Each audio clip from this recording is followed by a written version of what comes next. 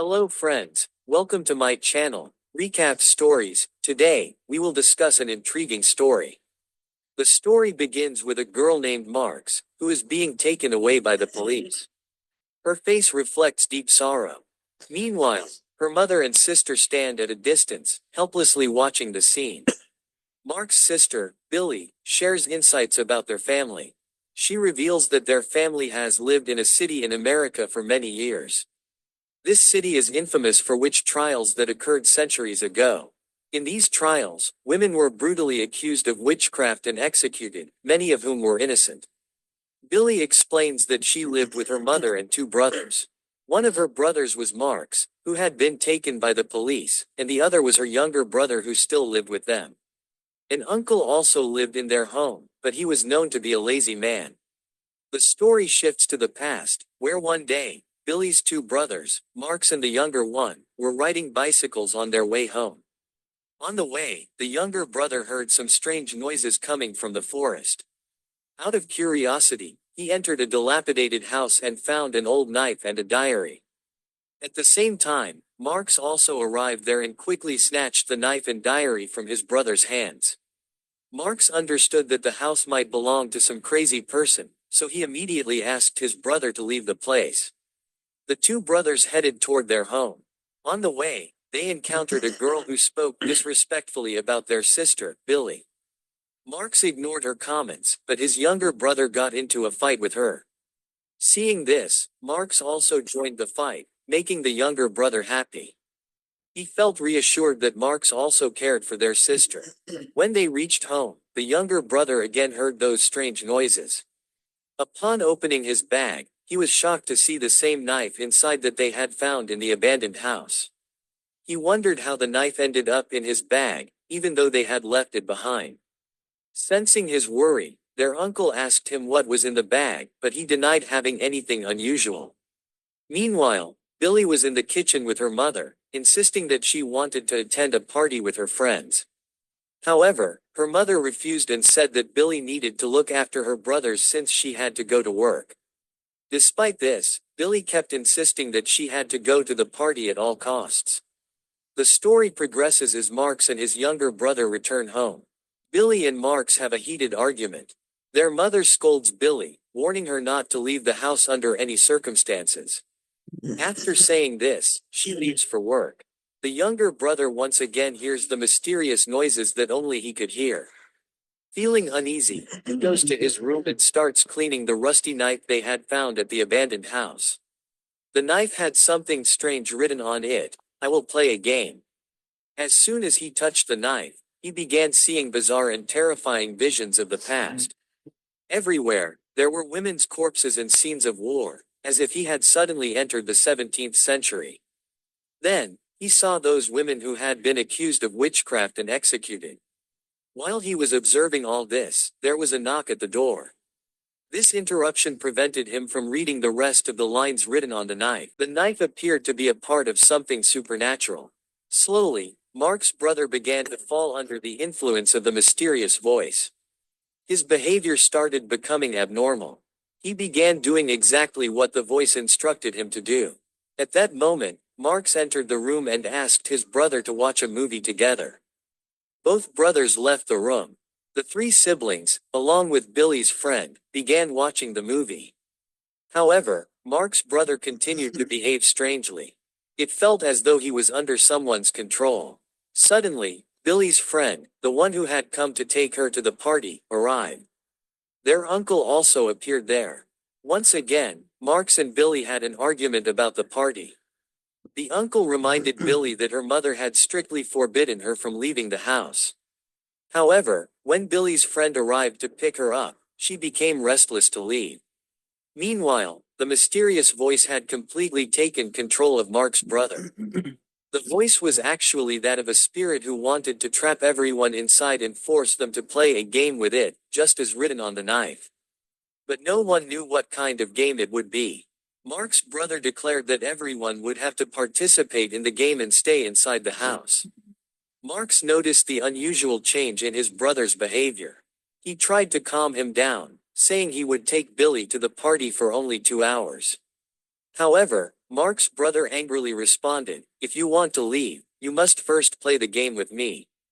The uncle refused to play the game, but Mark's brother forced him to participate. Mark's brother explained the rules of the game and compelled everyone to repeat the phrase, "I will play the game." When everyone said it, he pulled out the same knife from his bag. Marx felt something was wrong and immediately snatched the knife from him. Later, Billie told Marx that she wanted to go to the party with her friends but hesitated, considering her younger brother's condition. Marx reassured her, saying, "You can go without worry, I will handle everything here." Hearing this, Billie left with her friends.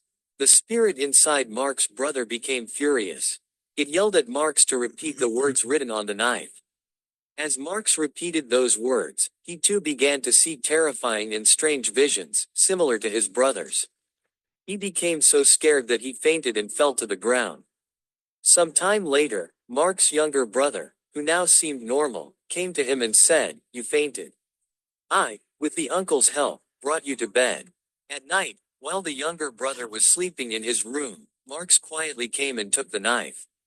Hearing this, the younger brother woke up and followed him to see what he was doing. Marx locked himself in the bathroom. Standing before the mirror, he saw the spirit of a boy with a cross symbol on his forehead. Seeing this, Marx used the knife to make the same mark on his own forehead.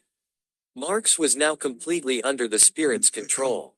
His younger brother, worried about him, knocked on the door and asked him to come out. When the door opened, he was horrified to see Mark's strange condition. He ran to the uncle and told him everything. The uncle went to check on Marx, but Marx took the knife and a rope and walked out. He tied the rope to a tree and prepared a noose.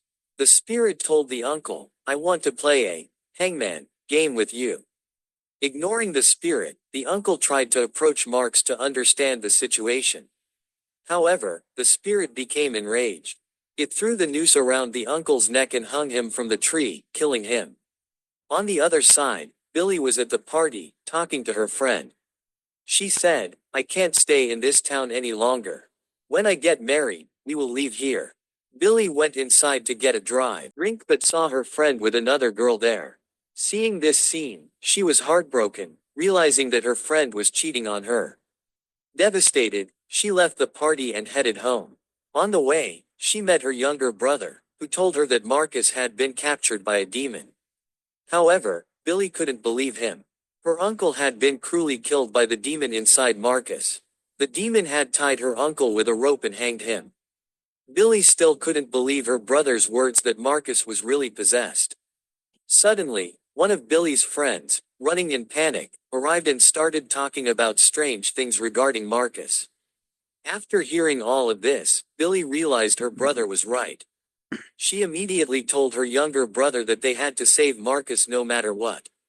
Billie's younger brother suggested a way through which she could control Marcus. He said that they needed to go to the ruins where Marcus had found the mysterious knife and diary. The diary possibly contained the solution to expel the demon. The demon inside Marcus had reached the peak of cruelty. It had mercilessly killed everyone, throwing some off roofs and stabbing others. Billie, her brother, and their friend reached the ruins and started reading the diary. The diary revealed the truth about Salem City. It was discovered that in the 17th century, an innocent woman had been sentenced as a witch. People had tried to burn her alive, but her son, Daniel, ran away with his mother and they hid in the forest. They lived in the ruins, but some days later, people found them. They tortured Daniel and carved a cross on his mother's forehead with a knife. The diary further mentioned that these people hanged Daniel and killed him with the same knife. His mother, devastated by the loss, began worshipping demonic powers to avenge her son's death. She created the knife from Daniel's bones and, with the help of demonic forces, brought him back to life. She then killed all the people who had been part of this game. The diary also said that anyone who plays this game with Daniel will be killed if they lose. However, if they remain the last survivor, they will live and be declared the winner of the game. Billie asked the demon in Daniel's mother if they would all survive if they beat Daniel in the game. On hearing this, the demon laughed loudly and then vanished. Billie told her brother and friend that they had to play the game with Daniel so they could free Marcus from the demon's grip. Billie decided she would play the torch game with Daniel, as her younger brother was an expert at it. In this game, if a light falls on someone, they are immediately out. When they got home, Billie's younger brother invited Marcus to play the torch game, which Marcus accepted. After the game started, the younger brother turned off all the lights and began searching for Marcus. Suddenly, he heard Marcus's footsteps. When he shone the torch on Marcus, it caused a burning sensation in his feet because Daniel had also been burned. Seeing Marcus in pain, the younger brother moved the light away. Taking advantage of this, Daniel's demon left Marcus's body and ran towards the ruins. Billie, her brother, and their friend started searching for Marcus and then noticed blood dripping from the ceiling. It was when they saw the blood dripping that they realized Marcus was still there. The three of them immediately shone their torches on Marcus, causing him to burn again. Seeing this, Billie felt her brother's pain and quickly removed the torch. Marcus, now injured, fell from the ceiling. As they approached to check on him, Marcus used his torch to burn Billie's friend badly. Seeing this, Billie used the knife made from Daniel's bones and struck Marcus, causing him to release her friend. Afterward, Billie, her brother, and their friend quickly ran to a safe place to hide. Billie's brother explained that since this knife was made from Daniel's bones, it was certainly connected to the source of the demon and could be used to destroy Daniel's demon. After some time, Marcus reached them and, using his demonic power, lifted Billie's younger brother into the air. Billie became very angry and started reading the inscription written on the knife. As she read the inscription, Daniel's demon left Marcus's body, but now it took control of Billie's body. Suddenly, Billie saw many demons attacking her, and she began to feel as if she was in the world of demons. Gathering her courage, Billie attacked Daniel's demon, and after a few moments, she returned to the real world. She told everyone that she had almost destroyed Daniel's demon, but when she looked at her hands and saw blood, she was shocked. The blood was Daniel's, and fingerprints filled with his blood began to appear on the walls. This meant that Daniel, along with Billie, had returned to the real world. Blood stains started spreading throughout the house, and they began planning to escape. But Daniel locked Marcus and his brother inside a cupboard. Inside the cupboard, Marcus felt deeply guilty for the deaths of many people because of his actions. His younger brother comforted him, saying that none of this happened by Marcus's will, and it wasn't his fault. Meanwhile, outside, Daniel attacked Billie. Billie summoned all her courage and confronted him, calling for Marcus's help. Somehow, Marcus broke open the cupboard door and came out. He tried to stop Daniel, but Daniel used his power to throw Marcus away. Seeing this, Billie's younger brother became extremely angry and challenged Daniel to play a game. As Daniel approached, Billie's brother stabbed him with the knife. The knife wound made Daniel fall to the ground, and he turned into ashes. After a few moments, he vanished in the form of black smoke. Seeing this, everyone felt relieved, believing they had destroyed Daniel's demon once and for all. The next day, Marcus voluntarily handed himself over to the police, as he was deeply ashamed of his actions.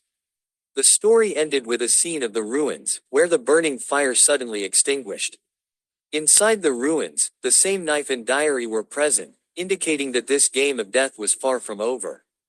Whenever anyone touches the knife or the diary, the cycle of death will begin again. With this horrifying conclusion, the story ends. How did you find the story? Please make sure to comment below and let us know. I request that you help me reach 10,000 subscribers on my channel as soon as possible. We hope that you all will enjoy this video and that you will like it. Please subscribe to our channel. Thank you so much for your loving comments. See you in the next video.